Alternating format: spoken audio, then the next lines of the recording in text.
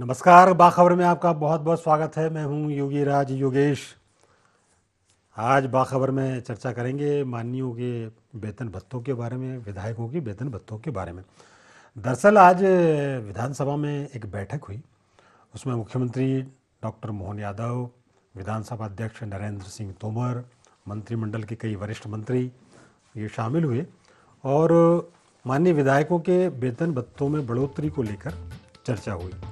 और अभी कुछ दिनों से मीडिया में भी ये खबरें थी कि कुछ पुराने विधायक हैं, कुछ मंत्री हैं जो बहुत दिनों से अपने बंगले ही खाली नहीं कर रहे, तो उसको लेकर भी सरकार थोड़ी सख्त है।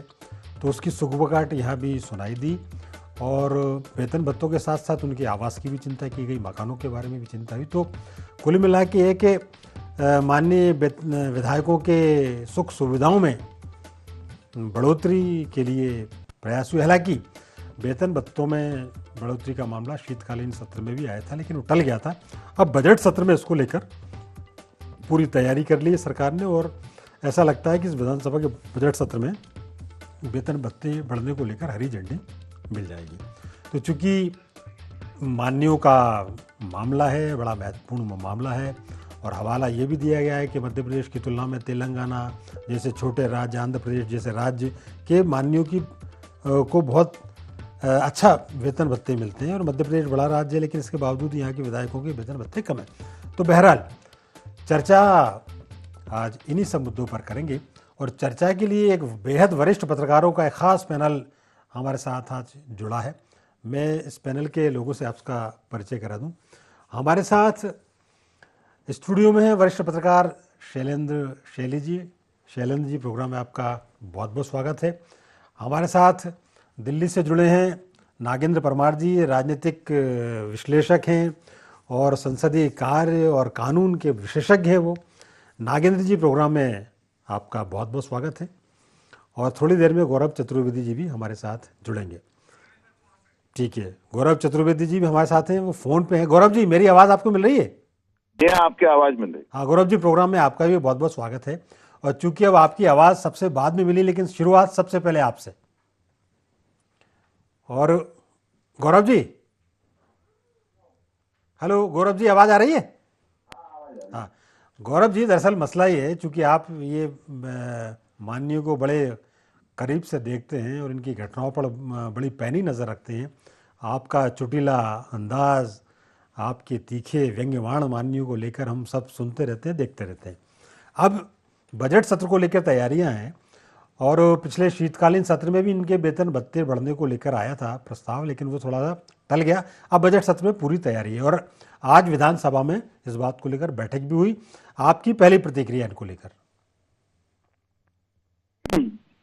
ठीक है, ये माननीय विधायकों के वेतन भत्ते बढ़ाए जाना चाहिए, लेकिन इंदौर की भागीरथपुरा में जो घटना हुई उसके बाद मेरा मानना है कि अब किसी भी विधायक, मंत्री, सांसद का भुगतान अगर वेतन भत्ते देना भी है तो उसके काम का आकलन करके देना चाहिए। और ये मैं इसलिए कह रहा हूं कि मंत्री कहता है कि प्रभारी मंत्री जी के निर्देश पर मेरी बात नहीं सुनते, चूंकि प्रभारी मंत्री मुख्यमंत्री है। मतलब सीधा आरोप था कि मुख्यमंत्री आपके इशारे पर बाकी अधिकारी हमारी बात नहीं सुनते। ये नगरीय प्रशासन मंत्री जी का बयान था। महापौर कहते हैं कि कमिश्नर मेरी बात नहीं सुनते हैं। विधायक कह रहा है कि मेरी बात नहीं सुन रहे। पार्षद कह रहा है कि मेरी फाइल 8-8 महीने से लटकी हुई है। और जब ये लोग अपने अधिकारियों का विरोध नहीं कर पा रहे हैं, जब ये अपने अधिकारियों से काम नहीं कर पा रहे हैं, जब ये जनता को वो सेवा नहीं दे पा रहे हैं जिसके लिए चुना गया है, इंदौर का सांसद भागीरथपुरा क्षेत्र में घटना सामने आने के बाद से लेकर अभी तक क्षेत्र में नहीं गए हैं। क्या उन वोटरों ने वोट नहीं दिया था? क्या वजह है कि आप अपने वोटरों से दूरी बना रहे हैं, आप अपने वोटरों के अधिकारों की रक्षा नहीं कर पा रहे हैं? और जब आप रक्षा नहीं कर पा रहे हैं तो आपको किसी भी प्रकार का वेतन भत्ता लेने का अधिकार नहीं है। और मेरा मानना है कि जो वेतन भुगतान हो भी रहा था, जिस प्रकार से किसी शासकीय कर्मचारी का, अधिकारी का वेतन भत्ता रोका जाता है, उसी प्रकार इन माननीयों के भी वेतन भत्ते रोक दिए जाना चाहिए। एक इंक्रीमेंट रोक दिया जाए इनका भी। खैर गौरव जी, चूंकि आप इंदौर से ताल्लुक़ रखते हैं और वो पीड़ा महसूस आप कर रहे हैं और वो वास्तव में इंदौर वासी का ये, हर इंदौर वासी का ये दुख है। ऐसी घटना वहाँ होनी नहीं चाहिए। और पेयजल पानी को लेकर लोग मतलब मर जाएं, ये एक बड़ी गंभीर चूक है और प्रशासनिक लापरवाही है। सरकार को, नेताओं को इस मामले में बहुत तेज़ी दिखानी चाहिए थी। बहरहाल चूँकि ये वेतन भत्तों का मसला है, नागेंद्र जी मैं आपके पास आऊँगा, लेकिन एक बार मैं ज़रा शैलेंद्र जी के पास जाता हूँ। शैलेंद्र जी, आप भी लगातार विधानसभा कवरेज करते हैं और बहुत सारी बात आप ये देखते हैं। पिछले शीतकालीन सत्र था तब हम भी वहाँ थे, आप भी थे वहाँ, और इस बात को लेकर भी पहले भी ये आया था, लेकिन उस दौर में टल गया। पर सहमति उस समय भी बन चुकी थी, वो थोड़ा से टेक्निकल समझ लीजिए या फाइनेंशियल की वजह से टल गया था, लेकिन तब लगभग पूरी तैयारी थी। तर्क दिए गए थे कि हमसे छोटे राज्यों को हमसे ज़्यादा वेतन भत्ते सुविधाएं मिल रही हैं, और भी बहुत सारी था कि बहुत लंबे समय से ये इसका इंक्रीमेंट नहीं हो पाया। बहरहाल आपकी भी उस पर रिएक्शन। देखिए योगेश जी, आपने जैसा कहा और अभी गौरव भाई ने भी कहा कि जिस प्रकार से अकाउंटेबिलिटी की जो बात हो रही है वो तय होना बहुत आवश्यक है। अगर कोई शासकीय कर्मचारी होता है, इवन अगर वो यूपीएससी पास करके आईएएस आईपीएस भी बनता है, तो व्यवस्था है अगर उनका कामकाज या उनके किसी जिम्मेदारी को निभाने में कमी रह जाती है तो जांच उपरांत उनके भी वेतन भत्ते में कटौती की जाती है, सीआर लिखी जाती है। ये जनप्रतिनिधियों पर भी ऐसा ही तय होना चाहिए। इसलिए तय होना चाहिए अकाउंटेबिलिटी क्योंकि जनता के आप रिप्रेजेंटेटिव हो, आप अपने क्षेत्र को रिप्रेजेंट कर रहे हो। केवल एक भागीरथपुरा का बहुत दुखद मामला भी ताज़ा है, इसके अलावा और भी मामले हैं। लेकिन जैसा कि आपने कहा, माननीय आपस में ऊपर सब एक हैं, ऊपर कोई विरोध नहीं है। ये बात तकनीकी रूप से ठीक है कि 2016 के बाद से ये विषय जो है लंबे समय से चर्चा में था और इस पर तैयारी की जा रही थी, और वर्तमान में जिस प्रकार से जो रोज़मर्रा के जो खर्चों में भी बढ़ोतरी आई है, उस दृष्टिकोण से एक विधानसभा का क्षेत्र बड़ा होता है तो माननीय के लिए वेतन में बढ़ोतरी की जा सकती है। ये सरकार एकदम से करेगी भी नहीं, इस पे अभी चर्चा होगी विधानसभा में। लेकिन दूसरी तरफ आप देखिए जो गरीब बुजुर्ग पेंशनधारी हैं, चर्चा का शैलेंद्र एक बस एक छोटा सा इंटरव्यू, बाकी फिर आप बोले। चर्चा का तो ऐसा मसला है साहब, विधानसभा में बहुत कम ऐसे मुद्दे रहते हैं जिसमें सारे माननीय सहमत हो जाएं। ये एक ऐसा मुद्दा है जिसपे चाहे पक्ष हो चाहे विपक्ष तुरंत सहमत होंगे। ये तो ध्वनिमत से हो जाएगा।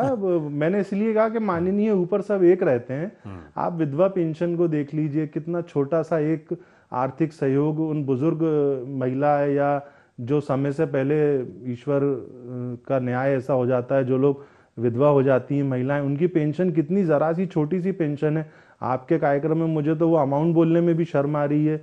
आप बुजुर्गों को देख लीजिए, अभी आप जब ये आपको वेतन बढ़ाना थे तो आप जो ये घोषणाएं कर देते हैं, चाहे अब वो थोड़ा सा कई बार विरोधाभास हो जाता है, लोगों को लगता है लाडली बहना के लिए लोग क्यों बोलते हैं। लाडली बहना के मामले में योगेश जी अपन देख रहे हैं कि हमारी राज्य सरकार कितनी भारी बोझ से चल रही है। हर महीने कुछ ना कुछ जुगाड़ और व्यवस्थाएं करना पड़ती हैं, इंटरनल बातें हैं ये, और किस मत का पैसा कहाँ उपयोग होता है ये तो सरकार ही जानती है। हमें माननीयों के वेतन वृद्धि से हमारा कोई विरोध नहीं है, कोई व्यक्तिगत द्वेष नहीं है, वो भी अपनी जिम्मेदारी निभाते हैं। लेकिन अब वक्त आ गया है जब देश के प्रधान सेवक इतनी मेहनत कर रहे हैं और देश के प्रधानमंत्री नरेंद्र मोदी जी कोई फिजूल खर्ची नहीं करते हैं, अपनी सैलरी को लेके वो कई बार चर्चाओं में रहे हैं, तो उसी तरह बाकी जो जनसेवक हैं, प्रधान सेवक के नीचे के जो लोग हैं देश के, उनको भी अपनी एक मिसाल पेश करना चाहिए।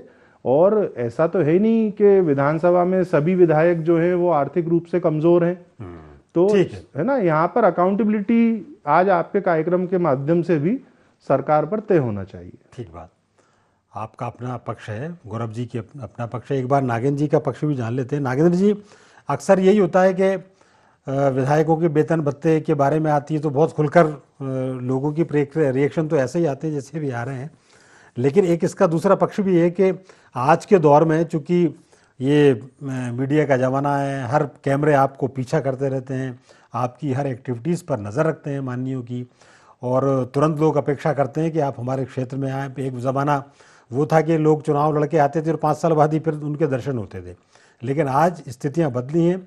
माननीय विधायकों को जाना पड़ता है, दौरे फिक्स उनके रहते हैं, तो आना जाना, ट्रैवलिंग, पेट्रोल, फलाना ढिमका, ये सब लगा ही रहता है। तो ऐसे दौर में आप कितनी आवश्यक ये मानते हैं और कितना ये ज़रूरी है? नहीं, योगी राज जी देखिए, कायदे कानून नियम बनाने वाले हमारे माननीय हैं। हम्म।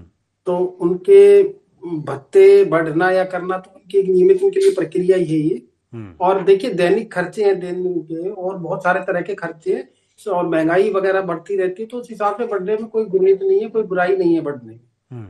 लेकिन इसमें एक महत्वपूर्ण बात ये देखिए, आप देखिए, इससे इतर कोई भी सरकारी कर्मचारी, उसका इंक्रीमेंट, उसके प्रमोशन, सब कुछ उसकी सर्विसेज पे निर्भर करता है। अगर उसके वो अपने कार्य में कोताही बरतता है, लापरवाही बरतता है या किसी और तरह की बात है, तो ना केवल उनके इंक्रीमेंट्स बल्कि उनके प्रमोशन भी रोके जाते हैं। और देश का बहुत बड़ा प्राइवेट सेक्टर है, प्राइवेट सेक्टर में तो पूरी तरह काम करने वाले लोग अपने काम की वजह से ही उनको इंक्रीमेंट्स या प्रमोशन मिलते हैं। राजनीति को एक तरफ हम कहते हैं सेवा का क्षेत्र है, सेवा के क्षेत्र में फिर ऐसी माननीयों को क्या आपदा पड़ती है कि उनको सब कुछ समय पे ही चाहिए। अच्छा, आपके भत्ते हैं, महंगाई और आपकी तनख्वाहें और सब कुछ आपको बढ़ाना है, वो बिल्कुल वाजिब बात है।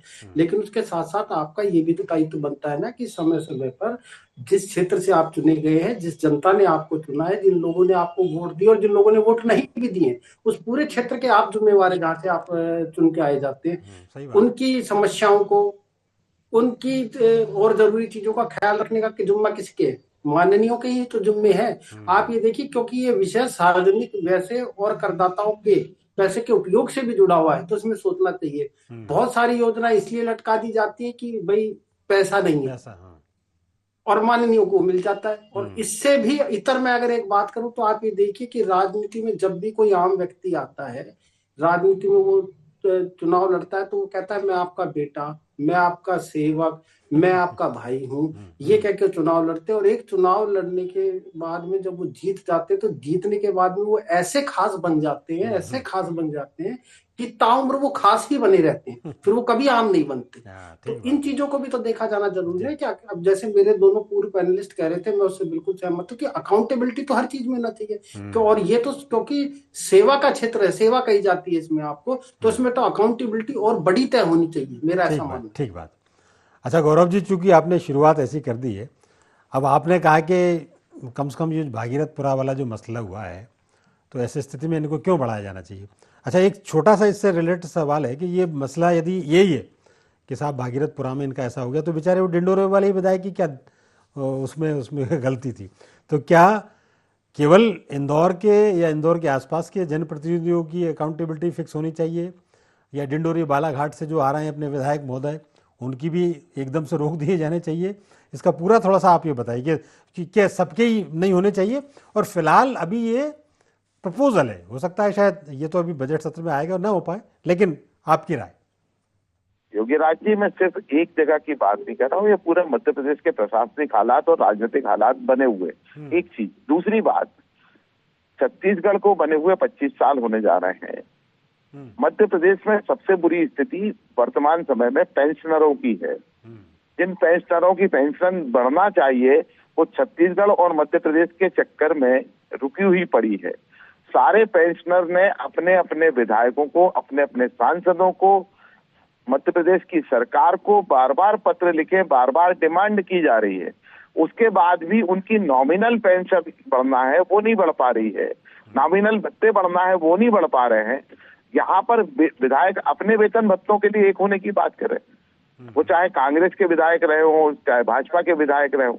तो अकाउंटेबिलिटी, मैं इसलिए कह रहा हूँ कि अकाउंटेबिलिटी इसलिए तय होना चाहिए कि जो जनता आपके पास आ रही है, वो एक आदमी आए या 100 आदमी आए या 1000 आए या लाख आदमी आए, अगर वो अपनी किसी समस्या को बता रहे तो उसकी समस्या को इतना हल आपने किया, आपकी बात को सरकार ने कितना सुना। और मैं इस लिहाज से बोल रहा हूँ, ये जवाब नहीं होता कि अधिकारी मेरी बात नहीं सुन रहा है, ये काम नहीं कर रहे हैं, अब मुख्यमंत्री ने मना कर दिया है तो काम नहीं हो रहा है। उसने तो आपको चुना है कि आप हमारा काम करके दें। और ये जब पूरे मध्य प्रदेश के 230 विधायक अपने क्षेत्र के पेंशनरों की पेंशन को बढ़ाने का सरकार से बात नहीं कर सकते हैं, पत्राचार नहीं कर सकते हैं, तो फिर अकाउंटेबिलिटी तय होना चाहिए, इसलिए मैं बोल रहा हूँ। ठीक बात है। और जहाँ तक आपने पेंशन का जिक्र किया है, तो माननीयों को तो कई बार 2-2, 3-3 पेंशन मिल रही, उनकी अलग अलग पदों पर वो रहे तो उसकी अलग पेंशन मिलेगी, विधायक होने की अलग पेंशन मिलेगी। तो ये भी एक बड़ा मसला है पेंशन को लेकर। शैलेंद्र जी, ये देखिए, अब केवल वेतन भत्तों का मसला नहीं है। अभी एक खबर आपने भी पढ़ी, मीडिया में भी आई वो, कि कई विधायक जो हैं वो कब्जा जमाए हुए बैठे हुए हैं और खाली नहीं कर रहा। अच्छा, कई विधायक इसमें से ऐसे हैं जिनको पात्रता, सपोज करें आप ई टाइप या डी टाइप या एफ टाइप ऐसे बंगलों की, लेकिन वह सी टाइप और डी टाइप पे भी कब्जा किए हुए हैं, जबकि वो मात्र केवल विधायक है। और कई ऐसे भी हैं जो भूतपूर्व रहे हैं, उनके भी उस पर कब्जे हैं। तो अभी सरकार बड़ी सख्त हुई, उन्होंने कहा कि आपसे और उनके किराए की भी लेकर उन्होंने कहा कि अब खाली नहीं किया जाएगा तो पहले साल में 30% और दूसरे साल में 50%, ऐसा उन पर पेनल्टी फिक्स की जाएगी। ये भी इसी से एक रिलेटेड मैटर है, इस पर भी आज चर्चा की है। तो ये भी आप इसको कितना मानते हैं कि ये जो आवास पे जो निवेश किया जा रहा है, अभी विधायकों के नए भवनों की भी बातचीत चल रही है, उनके नए आवास, विधायक विश्राम गृह को अपडेटीकरण, ये सब भी चल रहा है, ये भी कितना ज़रूरी मानते हैं? ये भी योगेश जी देखिए एक तरीके की फिजूल खर्ची ही है। अब पात्र और अपात्र के बीच की खाई बहुत बड़ी है। सरकार बहुत देर से जागी है, लंबे वक्त से सरकार है, तो उसमें सभी लोग जो है बढ़िया अपना काम उनका चल रहा है।